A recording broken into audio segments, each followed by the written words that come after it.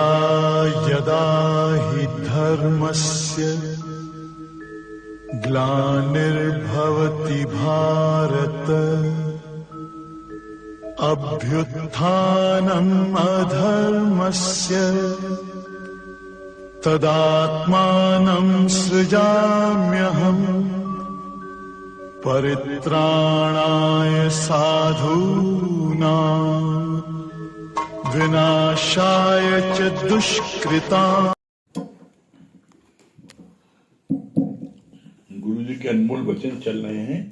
ये 108 अनमोल वचन गुरु जी ने बड़े परिश्रम से जोड़े हैं और इसमें बड़ा रहस्य छुपा हुआ है। हम लोगों का 108 में कल 71 नंबर अनमोल वचन पढ़ा गया था। एक स्त्री ने कहा, मैं अपने बहुओं का शुक्राना मानती हूँ क्योंकि वो मेरे 3 शेरों को पालती हैं, यानी सभी के शुक्राने हैं। आज 72 नंबर पॉइंट क्या बोलना है भगवान? संसार में कोई भी ऐसी मशीन नहीं है जो रोटी से खून बना सके। परमात्मा ने ऐसी सुंदर मशीन दी है, इसके शुक्राने मानो। ऐसी मशीन कौन सी है? ऐसी मशीन दुनिया में कौन सी है जो खाओ रोटी दाल चावल और खून बना दे? ऐसी मशीन दुनिया में आज तक किसी साइंटिस्ट ने पैदा किया कि आप खाओ दाल चावल रोटी सब्जी मुर्गा सब खाओ बन जाए खून। वो मशीन कौन सी है? आपका शरीर। ये शरीर ऐसी मशीन है कि इसमें आप खाते हो रसमलाई बन गया रसगुल्ला, खाते हो रसमलाई बन गया खून। दाल चावल रोटी सब्जी खाते हो। कोई मशीन दुनिया में ऐसी है जो कि आप खाओ, चाहे वेजिटेरियन खाओ चाहे नॉन वेजिटेरियन खाओ, चाहे कुछ भी खाओ, वो खुद बना दे। तिल को पेरा जाता है तो तेल निकलता है, लेकिन इस मशीन में आप जो डालो उसका खून बन जाए। और कितनी अद्भुत गहराई में डूबो तो कितना अद्भुत आश्चर्य है। क्या आश्चर्य है? ये मशीन तभी तक खून बनाती है जब तक उस निराकार परमात्मा से इसका कनेक्शन होता है। जब तक उस निराकार परमात्मा से इस मशीन का कनेक्शन रहता है तभी तक ये मशीन आप जो भी खाओ उसका खून बना देती है। जिस क्षण उस परमात्मा निराकार ब्रह्म से इसका कनेक्शन कट हो गया, खून बनाना बंद। और उससे बड़ी मजे वाली बात देखो, परमात्मा की करामात देखो आप। जो खून पहले से स्टोर था वो सभी सूखे खत्म। जब तक उस निराकार परमात्मा से इस मशीन का कनेक्शन है तब तक आपका नित्य खून बन रहा है और बढ़ता जा रहा है। और जिस दिन परमात्मा से आपका कनेक्शन कट हो गया उसी दिन ये मशीन काम करना बंद, और जो आपका स्टोरेज है पहले से वो सब भी नील हो जाएगा। कोई मशीन आपकी वस्तुतः खराब हो जाती है, जिस समय खराब होती है तो उसके बाद उसके अन्य पार्ट काम में आ जाते हैं। या उसमें आप जो चीज खराब हुई है उस चीज को बदल दो तो मशीन चलने लगती है। फिर स्कूटर खराब हो गई, स्कूटर का पिस्टन खराब हो गया, मशीन खराब हो गई, बदल दिया, स्कूटर बन गई। कार खराब हो गई, बदल दिया, बन गई। हेलीकॉप्टर प्लेन खराब हो गया, मशीन बदल दो, चलने लगा। लेकिन ई मशीन का कोई बनाने वाला नहीं ना। जो परमात्मा, मेड इन परमात्मा, जो मशीन मनुष्यों के द्वारा बनाई गई है, उसका रिप्लेसमेंट है। क्यों है?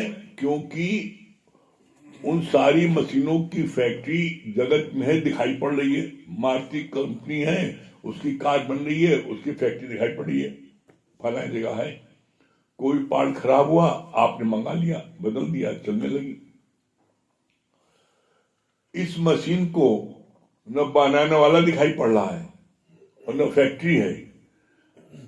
और जो फैक्ट्री से माल निकल के आया, उसकी डोर से जब तक ये फैक्ट्री जो है कनेक्ट है, तब तक चलती है, टिक टिक टिक टिक चलती है।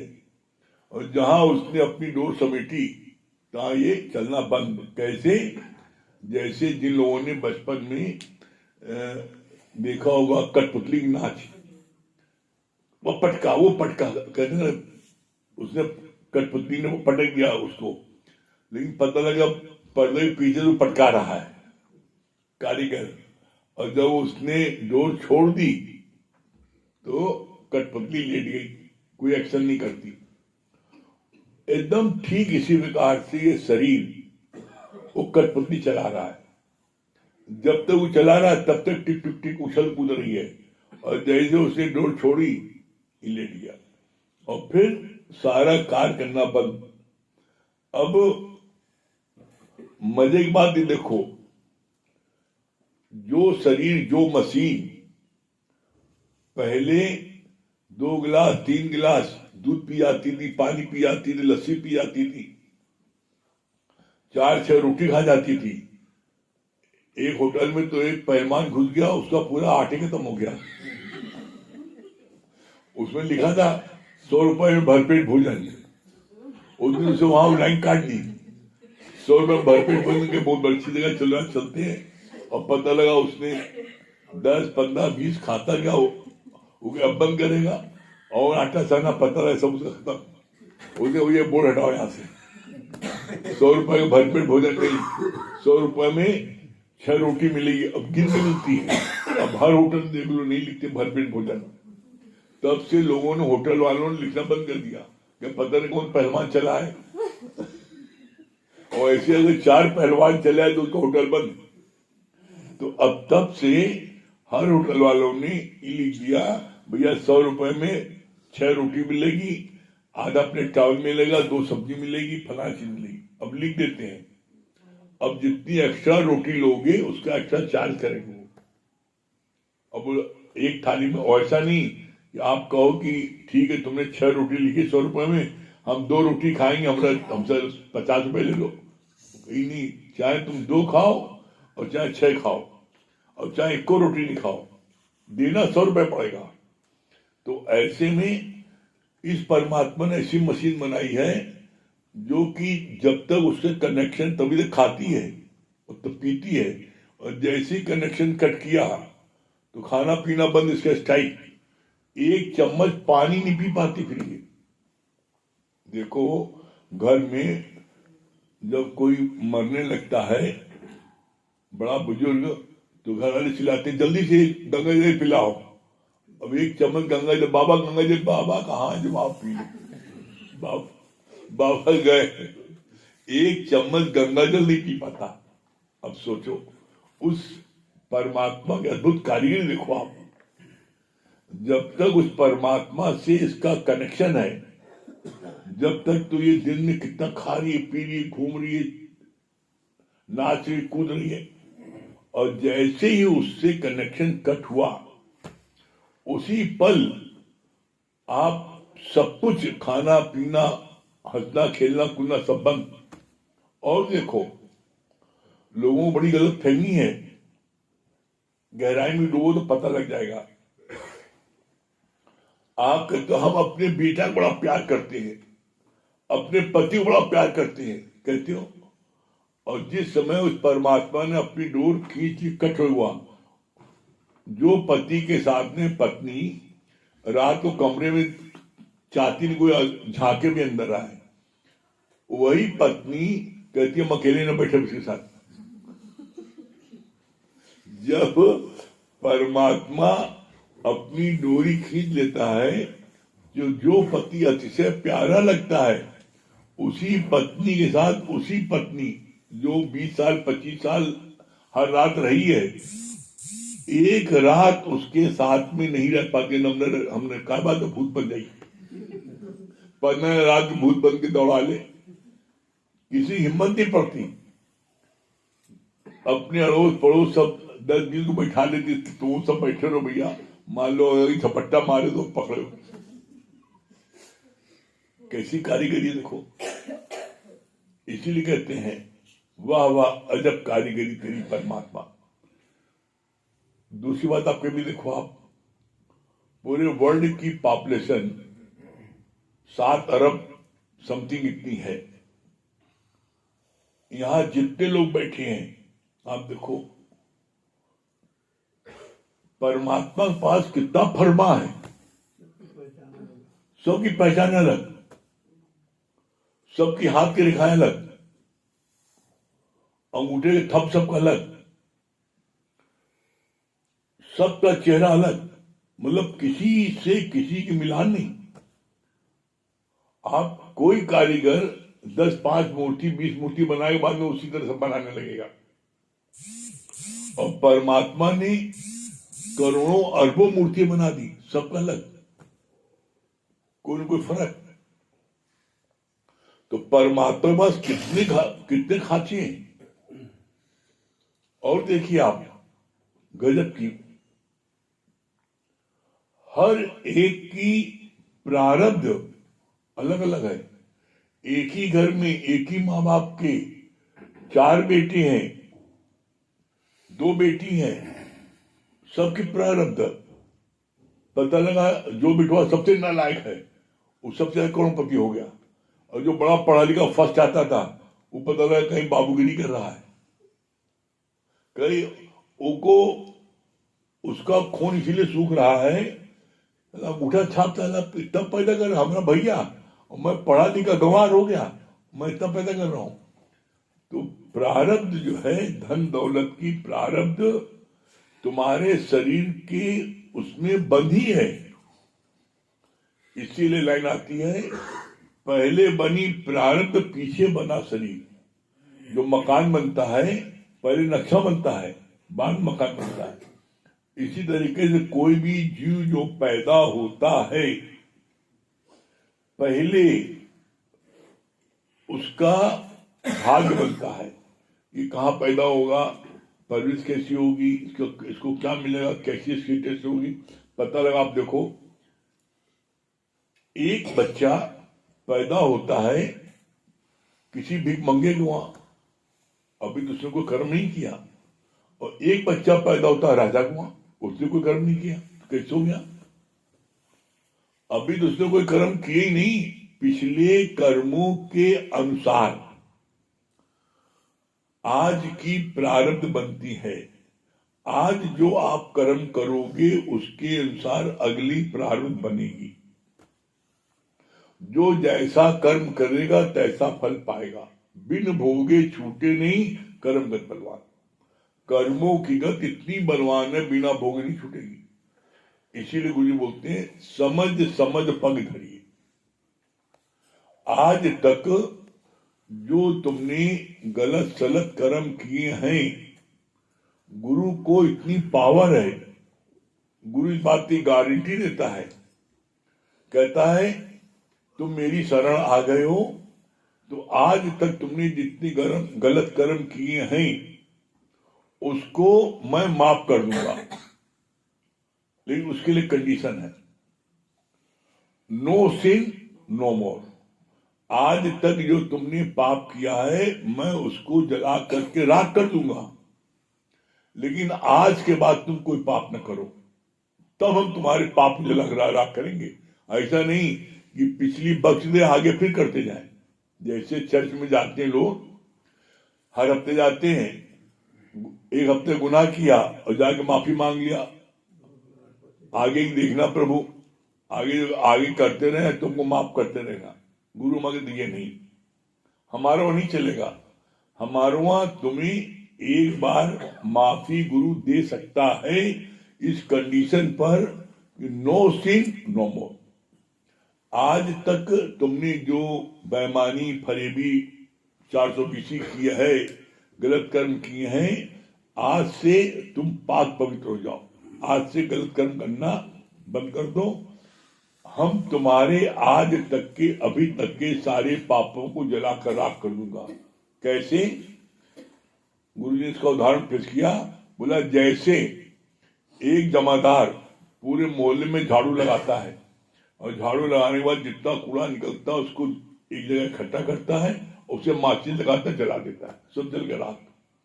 इसी तरीके से गुरु भी तुम्हारे सारे पापों को जला के राख कर देगा, लेकिन अगले से कोई पाप नहीं हो। इतनी बड़ी गारंटी आज तक किसी ने दी है, लेकिन गुरु ने हमारे लिए इस बात की कि तुम आज से पाप करना बंद कर दो, हम तुम्हारे सारे पापों को जलाकर राख कर दूंगा।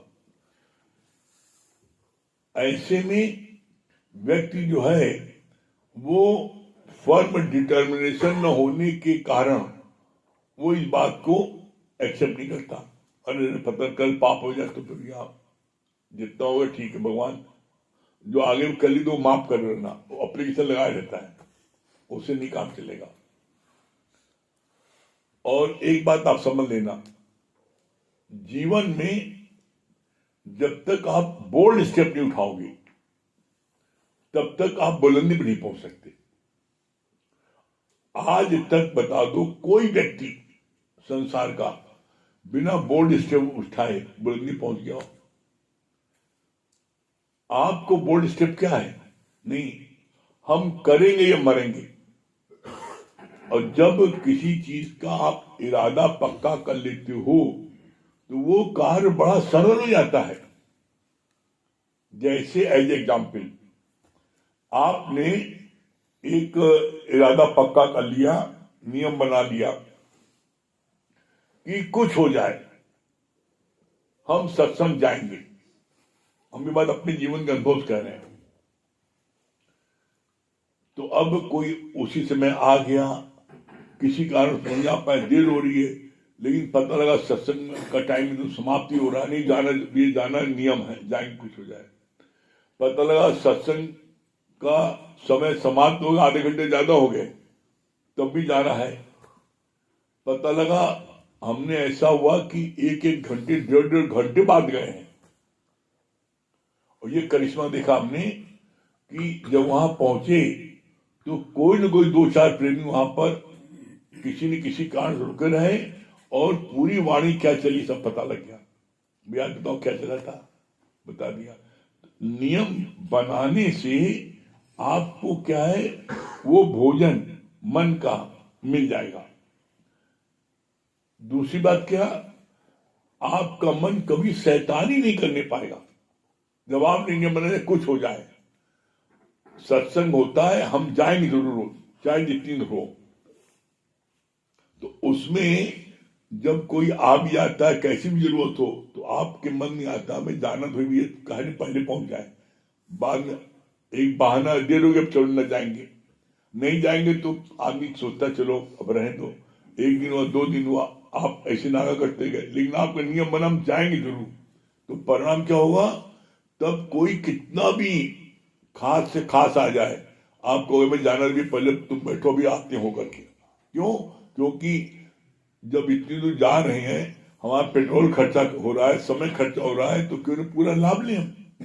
तो आप सोचो पूरी वाणी सुन चल के, और इसका और देख लिए, और बारीकी मत जाइए आप। जो लोग सत्संग जहां होता है उस स्थान से जो जितनी ज्यादा दूर रहता है उतनी जल्दी पहले आता है, और जो जितनी नजदीक रहता है उतनी देर में आता है। क्यों? हमें बगल में तो चलो जब चाहे पहुंच जाएंगे, पता जब चाहे पहुंच जाएंगे, करते करते हो पता लगा भजन टाइम आता है, वाणी सब छूट जाती है। और जो दूर से आता है कहता हम इतनी दूर से आ रहे हैं, इतनी मेहनत करके आ रहे हैं, तो पूरा लाभ तो लें, पूरी वाणी सुनी। बाद में जाएंगे वाणी से फायदा क्या? तो वो सबसे जल्दी आता है और पूरी वाणी लेता है, और जो जितनी नजदीक होता है, ये एक ह्यूमन साइकोलॉजी है ये। आप देख लो, यहाँ पर भी जो लोग दूर रहते हैं वो जल्दी आ जाते हैं, जो बगल में वो देर में आ रहे हैं। क्यों? अरे बगल में तो रहे, जब चाहे चले जाएंगे। तो ऐसे में जिस दिन आपके मन में ये विचार आ जाएगा कि ये जो परमात्मा ने शरीर दिया हमको, ऐसा अनमोल दिया है, ऐसी मशीन है ये शरीर, जो कि दोबारा नहीं मिलेगी, दोबारा नहीं मिलेगी मशीन। ये मशीन जो मिली आपको है, इस मशीन का उपयोग आप अपने किसके लिए, आप ऐसा ऐसा पुरुषार्थ करो कि आप अपने से सफल हो और मंजिल को प्राप्त कर लो। मंजिल को प्राप्त नहीं कर पाओगे कभी, मंजिल को प्राप्त नहीं कर पाओगे शरीर मिलने के बाद भी। क्यों? शरीर मिल गया तो ऐसा सदगुरु कहां मिलेगा? शरीर तो मिल गया, सदगुरु नहीं मिलेगा। तो ऐसे में अभी दोनों चीज है, शरीर भी है और सदगुरु मिल गया। तो ऐसे में हम क्यों न अपनी मुक्ति प्राप्त करें, मंजिल को प्राप्त कर लें। इसको बोलते हैं ऐसा सुनहरा मौका फिर नहीं मिलेगा।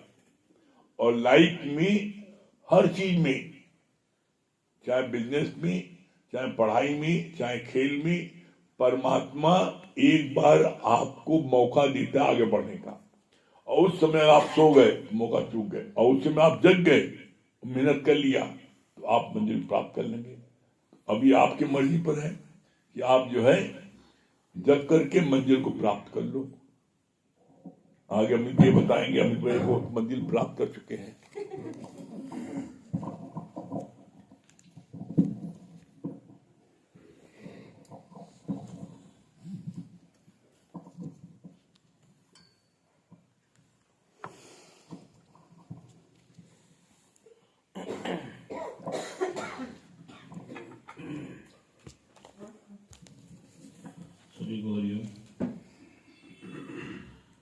देखिए, गुरु जी का वो कोटेशन याद आ रहा है। गुरु जी कहते हैं कि a golden future is awaiting for you. जो कोई भी गुरु की शरण में आ गया, आप ये जान लीजिए कि उसका सुनहरा भविष्य बन गया। हम आप ही लोगों से पूछते हैं, जो व्यक्ति भी जितने दिन से इस दर से जुड़ा है, आप बताओ जीवन जीने में मजा आ रहा है कि नहीं आ रहा? और पहले वही जीवन सजा लगता था कि नहीं लगता था? आप सोचो, गुरु जी की एक एक बात समझ लीजिए 1000% थी। और फिर गुरु जी ने कहा, कुछ ना बिगड़ेगा तेरा सतगुरु शरण आने के बाद, और हर खुशी मिल जाएगी चरणों में झुक जाने के बाद। सिर्फ अपने को ढीला छोड़ दो। आप देख लो, टाइट बिल्कुल ना होना, अकड़ना ही मुर्दा होने की निशानी। और जो हल्का रहता है, जो हल्की वस्तु होती है, वो आप देखो पानी में तैरती कि नहीं तैरती। सिर्फ आप भारी हो रहे हो अपने निगेटिव विचारों से। और गुरु ने क्या किया? तुम्हारे उन विचारों को पलट दिया, निगेटिविटी को हटा के पॉजिटिविटी को तुम्हारे जीवन से जोड़ दिया। अब आप देखो, वही संबंधी है, वही मित्र है, वही पत्नी है, वही सास है, वही पति है, आज उनमें अच्छाई दिखने लगी। कल तक उन्हीं से तंग रहते थे, उन्हीं से परेशान रहते थे। तो गुरु ने क्या किया? गुरु ने तुम्हारी दृष्टि को बदल दिया। अब तुम्हारी दृष्टि बदल गई तो तुम्हारी सृष्टि बदल गई, जीवन जीने का मजा आने लगा। इसीलिए बोला गया है, सबसे उत्तम भक्ति क्या है? प्रभु की रजा में राजी रहना। आप देखो, और जो राजी है वो राजा है, वो रजा हुआ है। जैसे बहुत अच्छा गुरु जी बता रहे थे, कहा एक बार एक देश के राजा का स्वर्गवास हो गया। अब वहां पर कोई भी उसका पुत्र नहीं था, तो अब राज्य कौन करे? ये एक बहुत बड़ी समस्या हो गई। तो वहां के जितने भी मंत्री थे, उन्होंने आपस में मंत्रणा करके ये तय किया कि जो सुबह कल प्रातः काल पहला व्यक्ति दिखेगा, उसको राजा नियुक्त कर दिया जाएगा। क्यों? क्योंकि बिन राजा के जो देश होता है वो खतरे में होता है। कहा ठीक है। तो एक ब्रह्मज्ञानी संत था। अब संत तो सुबह 4-5 बजे से ही अपने योग में लग जाता है। वो ब्रह्मज्ञानी जा रहा था, मंत्रियों ने उसको देख लिया और देख के उसको पकड़ लिया और बोला कि ऐसा है, अब तुमको राजपाट संभालना पड़ेगा। अब वो बड़ा परेशान, अरे भैया हम संत, हम कहाँ राजपाट संभालेंगे? कहा कुछ नहीं, तुम्हारी एक नहीं सुनेंगे, तुमको राज्य करना पड़ेगा। अब चूंकि वो परमात्मा की रजा में राजी रहता था, उसने वहां से भी पॉजिटिव विचार निकाल लिया कि चलो यही ईश्वर की इच्छा, और ये सोच के वो राजपाट ग्रहण करने के लिए चला गया। अब जब वो बैठा वहां पे तो उसको तो उसका कोई अनुभव था नहीं, तो उसके मन में भाव आया कि ऐसा करता हूं कि जितने भी मंत्रीगण हैं उनसे वार्ता करता हूं और उनके सहयोग से ही मैं राज चला लेता हूं। उसने ऐसा ही किया। सारे मंत्रियों से वार्ता करने के बाद वो प्रजा के बीच में, उनके सुख में, उनके दुख में, सब में जाने लगा और बहुत ही अच्छे ढंग से वो राजपाट चलाने लगा। अब प्रजा को बहुत आनंद आने लगा। जो पहले राजा था वो उससे भी अच्छा राजपाट चलाने लगा। कुछ समय के बाद जो बगल वाला देश था उसको इसकी सूचना मिली कि ये देश जो है ये तो कोई संत चला रहा है और इसको तो कोई अनुभव है ही नहीं। उसके मन में भाव आया कि क्यों ना आक्रमण करके इस राज्य को भी अपने में शामिल कर लो। वो तो संत है, उसको तो कुछ आता ही नहीं। उसने आक्रमण की दृष्टि से वहां पर धावा बोला। अब जब सेना युद्ध के लिए आ गई तो पहले गुप्तचर हुआ करते थे। गुप्तचरों ने संत को इसकी सूचना दी कि महाराज युद्ध के लिए पड़ोसी देश का राजा धावा बोल दिया है। अब संत के मन में आया कि अगर युद्ध हुआ तो बहुत क्षति पहुंचेगी, बहुत लोग मारे जाएंगे। तो उसने एक युक्ति सोची और उसने अपने सेनापति को बोला कि तुम उस राजा को बुला लो और उससे बोलो कि मैं उससे वार्ता करना चाहता हूं। ऐसा ही हुआ। जब राजा आया तो इस संत ने इससे बोला, कहा भैया देखो, तुम युद्ध करोगे तो बहुत क्षति होगी, कितने लोग अनाथ हो जाएंगे, तुम्हें क्या चाहिए? कहा मुझे यह राजपाट चाहिए। कहा ठीक है। कहा तुम मुझसे यह राजपाट सहज ही ले लो। कहा लेकिन एक बात का ध्यान रखना। कहा क्या? कहा देखो, मैंने जब तक ये सारा राजपाट संभाला तो मैंने इससे बहुत अधिक आनंद और शांति पाया, लेकिन तुम्हारे साथ ऐसा नहीं होगा।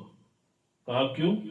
कहा देखो, मैं इस गद्दी पर ईश्वर की इच्छा से बैठा था, मेरी खुद की कोई इच्छा नहीं थी, ईश्वरी इच्छा से मैं यहां पर बैठा था और ईश्वर का कार्य समझ के ये सारा कार्य किया करता था। लेकिन तुम अपनी इच्छा से यहां पर आए हो और आज तुम ये राज्य जीत भी जाओगे तो तुम्हारी इच्छा की पूर्ति नहीं होगी, तो अतः तुम इस राज्य को अच्छे से नहीं चला पाओ।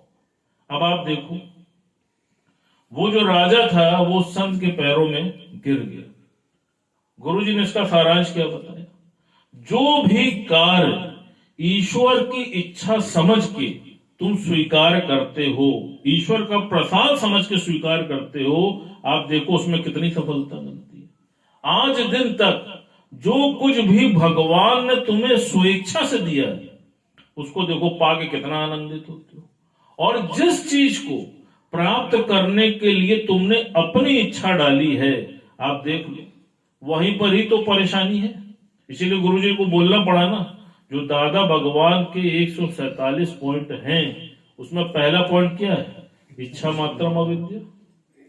किसी भी चीज की इच्छा की उत्पत्ति ही दुख का कारण है। आप देख लो, आज कोई भी व्यक्ति, आप किसी भी व्यक्ति से दुखी हो, उसके पीछे डेप्थ में जाके देखोगे तो सिर्फ एक चीज है, इच्छा। वो हमें सम्मान नहीं देता, वो हमें प्रणाम नहीं करता, वो हमें पैर नहीं छूता, वो हमें पानी नहीं पूछता, वो हमारे हिसाब से सब्जी नहीं बनाता, वो हमारे हिसाब से समय पे घर पे नहीं आता। आप देखो, जितनी भी कंप्लेंट्स हैं, उन सारी कंप्लेंट्स की सिर्फ एक जड़ है, वो है इच्छा। और गुरुजी ने बोला तुम इच्छा छोड़ दो। आप देख लो, man minus desire is equal to God and man plus desire is equal to dog. Now you think what do you want to become. भगवान ने बोला कि अगर इच्छा रख के कोई कार्य करते हो तो तुम उस कुत्ते के समान हो, और इच्छा को लेस करके कार्य करते हो तो तुम भगवान हो। अब तुम देख लो कि तुम क्या बनना चाहते हो, और कुछ भी करो, अगर तुम इतना सा संकल्प कर लो कि ये भगवान की इच्छा से ही हो रहा है, आप देखिए उस चीज को एक्सेप्ट करने में तुमको पल भर भी नहीं लगेगा। एक्सेप्ट तभी नहीं कर पाते जब भगवान की इच्छा कुछ और है और तुम्हारी इच्छा कुछ और है। अब भगवान से युद्ध लड़ोगे तो कौन जीतेगा बता दो। अब लड़ोगे कि नहीं लड़ोगे ये बता दो।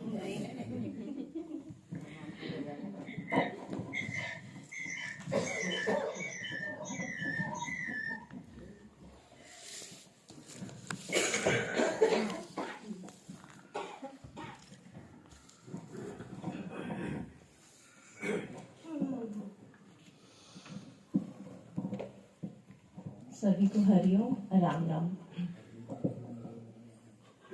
सारे जहां के मालिक तेरा ही आसरा है, राजी है हम उसी में जिसमें तेरी रजा है। सारे जहां के मालिक तेरा ही आसरा है, राजी है हम उसी में जिसमें तेरी रजा है। हम क्या बताएं तुमको, सब कुछ तुम्हें खबर है। हर हाल में हमारी तेरी तरफ नजर है। हम क्या बताएं तुमको, सब कुछ तुम्हें खबर है। हर हाल में हमारी तेरी तरफ नजर है। किस्मत है वो हमारी जो तेरा फैसला है। किस्मत है वो हमारी जो तेरा फैसला है, राजी है हम उसी में जिसमें तेरी रजा है। सारे जहां के मालिक तेरा